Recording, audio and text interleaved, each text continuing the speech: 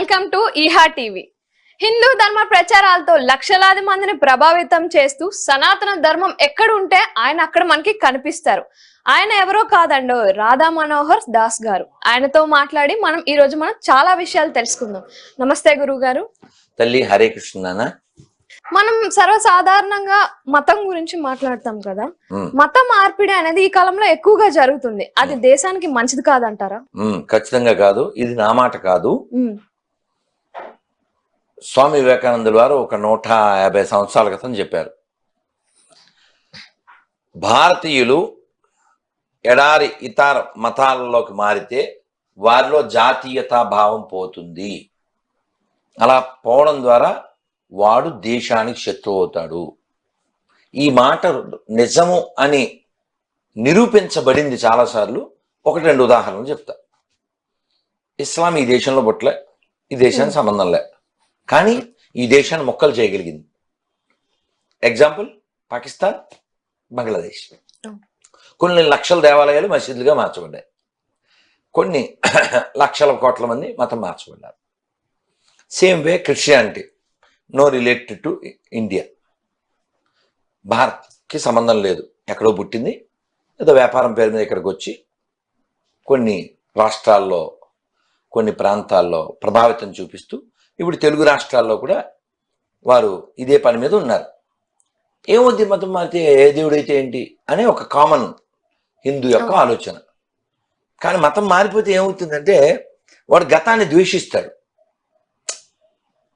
వాడు జెండాకి సాల్యూట్ చేయడానికి ఏడుస్తాడు, దేవుడిని మొక్కడానికి నా దేవుడు కరెక్ట్ అంటాడు, మీ దేవుడు రాయి అంటాడు, మళ్ళీ ఆ పేరుతో బతుకుతాడు. అంటే నీతి లేకుండా జీవించుతారు. ఈ నీతి లేని వాళ్ళు జాతికి ఎలా ఉపకారం చేస్తారు చెప్పు? అందుకని మత మార్పిడి ప్రమాదం.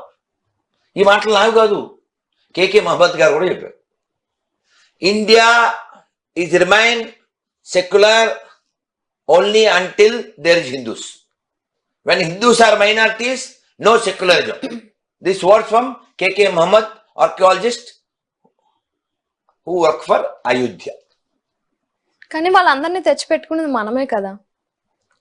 వాళ్ళు మీన్స్ అన్ని కులాల వారు, అన్ని మతాల వారు భారతదేశంలో యాక్సెప్ట్ చేయబడతారు, ఉన్నా ఏం కాదని తెచ్చి పెట్టింది మనమే కదా. తెచ్చిపెట్టడం కాదురా నాన్న, మనకి చిన్నప్పటి నుంచి కొన్ని నూరు పోశారు. నువ్వు చిన్నపిల్లవే, కానీ నేను 2-3 లైన్లు చెప్తాను, ఆఖరి లైన్ నువ్వు పూర్తి చేస్తావు చూడు. మాతృదేవోభవ, పితృదేవోభవ, ఆచార్య దేవోభవ. లాస్ట్ ఏంటి? అతిథి దేవోభవ. నీకేమి 100 ఏళ్ళు లేవు, ఈ ఎలా పూర్తి చేసావు? అది మన బ్లడ్ లో ఉంది. సర్వే జన తర్వాత ఏంటి? ఎలా వచ్చింది? నువ్వేం వేదాలు చదివావా, ఉపనిషత్తులు చదివావా? ఎలా వచ్చి మన బ్లడ్ లో ఉంది అది. అందరూ బాగుండాలి, అతిథి దేవుడు లాంటోడు. ఈ కాన్సెప్ట్ మన నరనరాన ఉండడం వల్ల ఈ ఇతర మతాల వాళ్ళు, ఇతర దేశాల వాళ్ళు మన దేశానికి వచ్చి సార్ కూడలేదు అని అడుక్కుంటే, ఓకే అక్కడ తీసుకో 100 ఎకరాలు, ఇక్కడ 50 ఎకరాలు తీసుకో, లేకపోతే ఇది పరిపాలించుకో, ఇలా మనం దానం చేశాం. వీళ్ళు ఏం చేశారు? చుట్టం ఇచ్చి దెయ్యంలాగా అని సాగుతుంది. ఆ మాదిరిగా వీళ్ళు ఒక్కొక్కటి నాశనం చేస్తూ ఈ దేశాన్ని నాశనం చేస్తున్నారు. అందుకని అన్ని మతాలు సమానం అంటే అస్సలు ఊరుకోను, అబద్ధం. కాబట్టి మత మార్పిడి దేశానికే కాదు ప్రపంచానికి ప్రమాదం. హిందూ మతాల మీద చాలా మంది జోక్స్ చేస్తున్నారు, చాలా అంటే చాలా ట్రోల్ చేస్తున్నారు. దానికి ఒక హిందూగా మనం ఎలా రియాక్ట్ అవ్వాలి? చాలా మంచి ప్రశ్న నాన్న. వాళ్ళు అలా జోక్ చేయడమో లేకపోతే ట్రోల్ చేయడమో కారణం ఏంటి? వాడు కూడా హిందువే, కానీ వాడు ఇంకో పేరుతో వస్తాడు. ఉదాహరణ చెప్తాను పోనీ నీకు అర్థమయ్యేలా. రమేష్ అని జన అజ్ఞాన వేదిక. ఏమన్నాను? జన అజ్ఞాన వేదిక వెళ్ళలేదా? వాళ్ళు విజ్ఞాన వేదిక అంటారు, కానీ దాని సూటబుల్ నేమ్ అజ్ఞాన వేదిక. అందుకని చెప్తున్నా. అతను బాబాలు లేకపోతే మోసం చేస్తారు, లేకపోతే విభూది, నిమ్మకాయలు ఏవో చూపిస్తుంటాడు. కానీ అతను లాంటి వాళ్ళు టచ్ గెడ్డ పగిలిపోను అలాంటి మాత్రం చెప్పరు. ఇప్పుడు అక్కడ మియాపూర్లో ఎక్కడో కలవరి ఆయిల్ అని అది ఒక కలవరి టెంపుల్ అని ఒక ప్లేస్ ఉంది. అక్కడ సతీష్ కుమార్ అని ఒక ఆయన ఉంటాడు. అతను ఆయిల్ కర్చీఫ్లు అమ్ముతుంటాడు. ఆయిల్ కర్చీఫ్లు అమ్మడం అంటే ఏంటి? పవిత్రమైన కర్చీఫ్లు పవిత్రమైన ఆయుడు అవి నెత్తి మీద వేసేసుకుని ప్రార్థన చేస్తే వాళ్ళకి రోగాలు తగ్గిపోతాయి అని అలా జనాన్ని వదలగొట్టేస్తుంటాడు. ఈ గొర్రెలన్నీ వెళ్ళిపోతుంటాయి. పెద్ద పెద్ద రోగాలు తగ్గించేయగలరు ప్రేయర్ చేయడం ద్వారా. కానీ కళ్ళజోడు లేకపోతే బైబిల్ చదవలేదు. అంటే బుర్రలేనుడే అక్కడికి వెళ్తాడు అనడానికి ఎందుకంటే రుజువు ఏంటి? నువ్వు కొన్ని పేర్లు చెప్తాను నన్ను నీకు అర్థం కావడానికి. ఈ సతీషు, రాజమండ్రిలో జాన్ వెస్లీ, విజయవాడలో ఎమానియలు, గుంటూరులో జాన్ బాబు. పోస్టర్లు అంటిస్తారు రోడ్డు మీద చూడు, ఉపవాస ప్రార్థనలు, లేకపోతే గుడారాల్లో పండగ, పురుషుల కూడిక, స్త్రీల కూడిక, ఇలాంటివేవో ఉంటాయి. నువ్వు పోస్టర్ల మీద పాస్టర్లు ఉంటారు. పాస్టర్లు ఇదే టైటిల్ వేసుకో, బాగుంటది. ఓకే, ఈ పాస్టర్ల కళ్ళజోడు ఉంటది. వీళ్ళు చాలా పెద్ద పెద్ద రోగాలు తగ్గిస్తారు కదా. ఏది కిడ్నీలో రాళ్ళు బాగు చేసేస్తారు, పిల్లలు లేని వాళ్ళకి పిల్లలు, కుంటోళ్ళని నడిపించేయడం, ఇలాంటివేవో ఈ జోక్స్ అన్ని వేస్తుంటారు కదా, స్పాట్ లోనే జరుగుతాయి. అది మామూలుగా కాదు అసలు. ఇదే ట్రాన్స్ మూవీలో కూడా ఫహద్ ఫాజిల్ ట్రాన్స్ మూవీ ఉంటుంది కదా, ఆ సినిమాలో కూడా ఉష్ అంటే ఇటు పడిపోతారు, ఉష్ అంటే అటు పడిపోతారు. అంటే అంత జనాలకి కళ్ళకు కట్టినట్టు చూపిస్తున్నా వాళ్ళు ఎందుకు మారట్లేదు మరి? వాళ్ళు వాస్తవంలో జీవించడం కంటే భ్రమలో జీవించడానికి ఇష్టపడుతున్నారు. నన్ను ప్రాక్టికల్ గా మాట్లాడదాం. రవీందర్కి దేవుడు లేడు అని ఒక కాన్సెప్ట్ ఉంది అనుకో, నువ్వేమో రాముడు దేవుడు అనుకుంటావు, ఇంకొక ఆవిడ జీసస్ అనుకుంటుంది, ఇంకొక ఆయన అల్లా అనుకుంటాడు. ఇవి 4 రకాలు ఇక్కడ. రాముడు నమ్మినోళ్ళు, జీసస్ నమ్మినోళ్ళు, అల్లా నమ్మినోళ్ళు, అసలు దేవుడే లేడని వారు. ఈ 4 ఉదాహరణ. 4 చచ్చిపోతారు. ఒప్పుకుంటా ఒప్పుకోవా? చచ్చిపోతారు. అంటే రాముడు నమ్మినోడు, అల్లా నమ్మినోడు, యేసు నమ్మినోడు, దేవుడిని నమ్మనోడు 4 చచ్చిపోతారు. పాయింట్ 1. 4 ముసలోళ్ళు అయిపోతారు. అగ్రి? 4 ఎప్పుడైనా రోగం వస్తుంది. 4 ఆకలి కూడా వేస్తుంది. ఇవన్నీ కామన్ థింగ్స్. అవును. దీనికోసం అని చెప్పి నువ్వు మా మతంలోకి వచ్చే రోగాలు తగ్గిపోతాయి, ఇది జోకు. వీళ్ళు చెప్పినట్టు ప్రేయర్ చేస్తే రోగం తగ్గిపోతుందనే మాట నిజమే అయితే వీళ్ళు కలజోడు లేకుండా పనికిమాల బైబిల్ చదవాలి. ఇదో పాయింట్ 1. ప్రపంచంలో ఉదాహరణకి నువ్వు చిన్నపిల్లవి, నీకు తెలియదు, అయినా ఒక 40 ఏళ్ళు వెనక్కి వెళ్దాం. పెద్ద ఎన్టీఆర్ తెలుసా? తెలుసు. సీనియర్ ఎన్టీఆర్. వారు హార్ట్ ఆపరేషన్ చేసుకోవడానికి అమెరికా వెళ్ళారు. అప్పుడు మేము చాలా చిన్నపిల్లలు.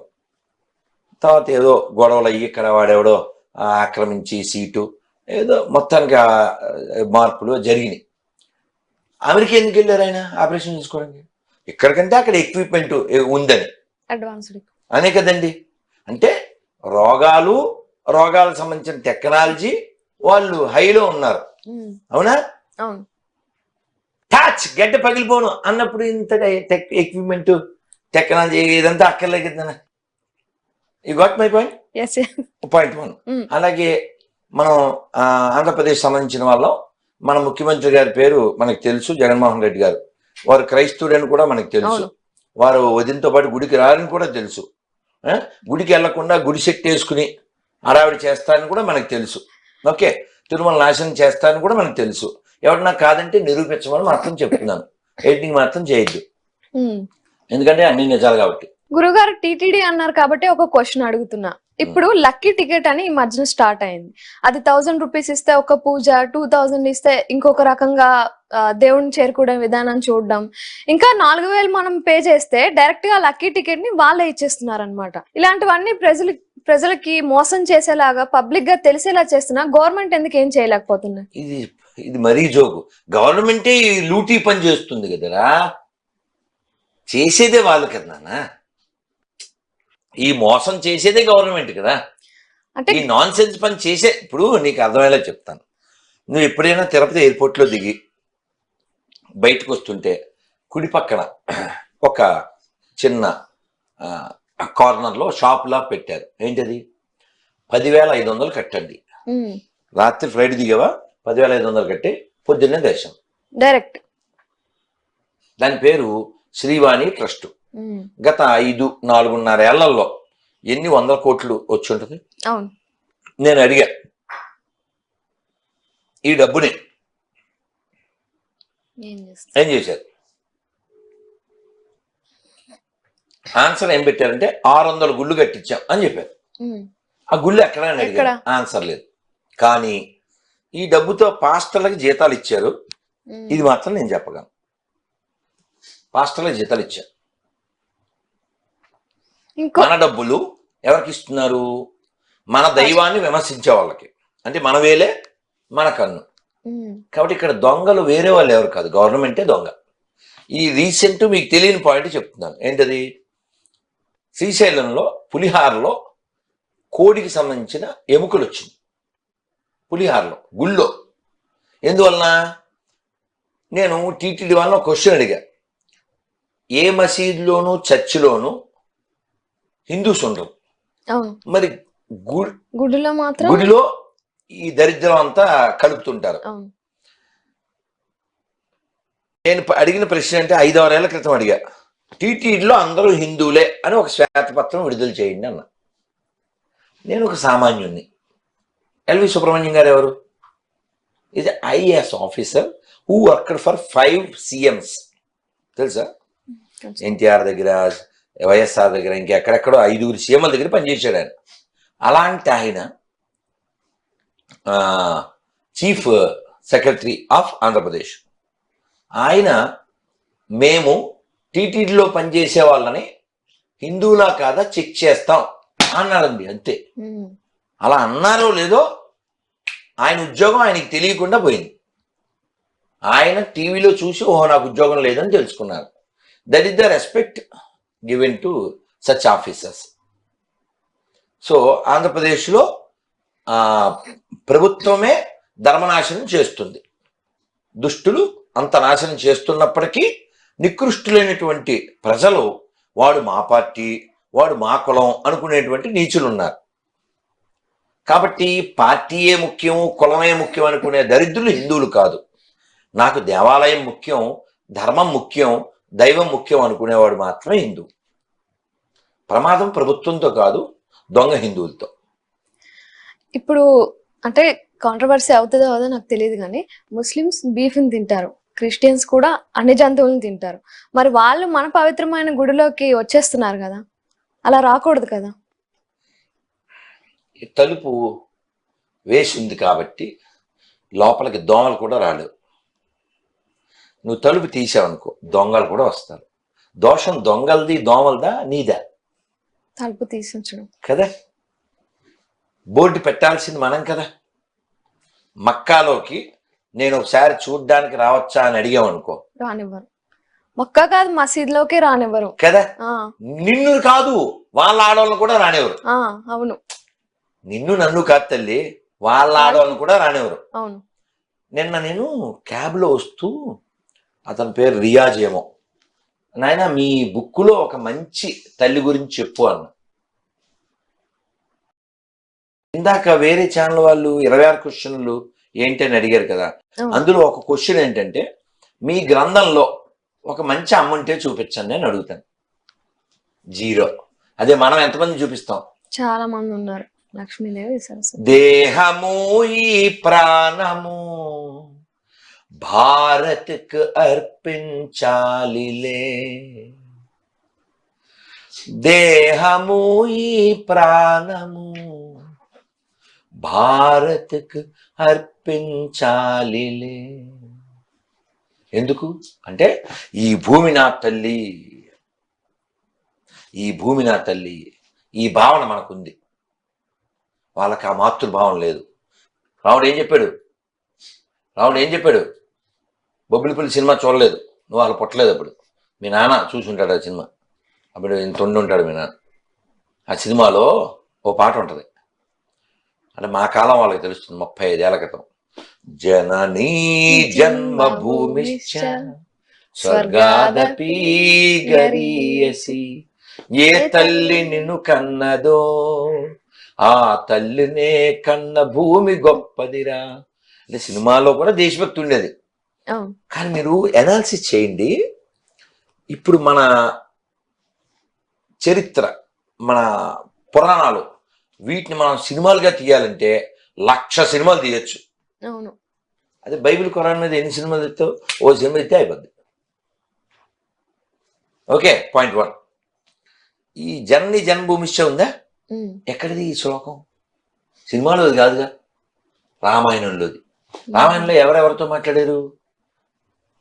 లక్ష్మణుడు, అన్నయ్య ఇది బాగుంది కదా లంక, మనం ఇక్కడ సెటిల్ అయిపోదామా అన్నాడు. అంత దూరం ఏం వెళ్తాం, యూపీకి ఏం వెళ్తాం, శ్రీలంకలో ఉండిపోదామా అన్నాడు.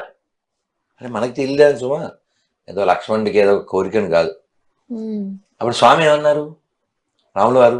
అపి స్వర్ణమయీ లంకాం నమే లక్ష్మణ రోచతే జననీ జన్మభూమిశ్చ స్వర్గాదపి గరీయసి. అంటే ఏంటి అంటే, లక్ష్మణ ఇదంతా బంగారంతో తాపనం చేయబడినటువంటి స్వర్ణలంకే, కానీ మన అమ్మలాంటి భూమి స్వర్గం కంటే గొప్పవి. కాబట్టి దీని గురించి నమే లక్ష్మణ రోచతే, డోంట్ క్రై ఆఫ్టర్ దిస్. ఇది రాములు వారు నేర్పారు. జనని జన్మభూమిశ్చ. ఇలాంటి మంచి విషయాలు ఖురాన్లో బైబిల్లో నువ్వు చూపించలేవు. అందుకే చూడండి, చిన్న ఉదాహరణ ఇస్తా. ఎవరైనా హిందువులు భగవద్గీత కానీ భాగవతం కానీ రామాయణం కానీ పట్టుకుని ఏదన్నా దేశానికి వెళ్ళి మాకు పార్టీ ఇచ్చేయండి ఇక్కడ, అలాంటి ఉద్యమాలు ఏమైనా జరిగింది? ఎందుకంటే ఈ భగవద్గీత భాగవత రామాయణంలో అలాంటి మాటలు ఉండవు కాబట్టి.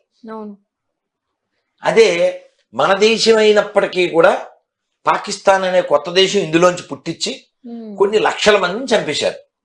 కాబట్టి ఎవడైనా అన్ని మతాలు సమానం ఉంటే చెప్పులు బయటకున్నాయి, కొత్తవి కూడా. ఇంకేం చెప్పాలా? అబద్ధం ఆడకూడదు. అబద్ధం ఆడకూడదు అంటే ఏంటి? బ్రహ్మానందాన్ని పొగుడు, మంచి యాక్టర్ బాగా నటిస్తారని. అంతేగా రానా ఆయన ఒకే హైట్ అనకూడదు. అది అంతే.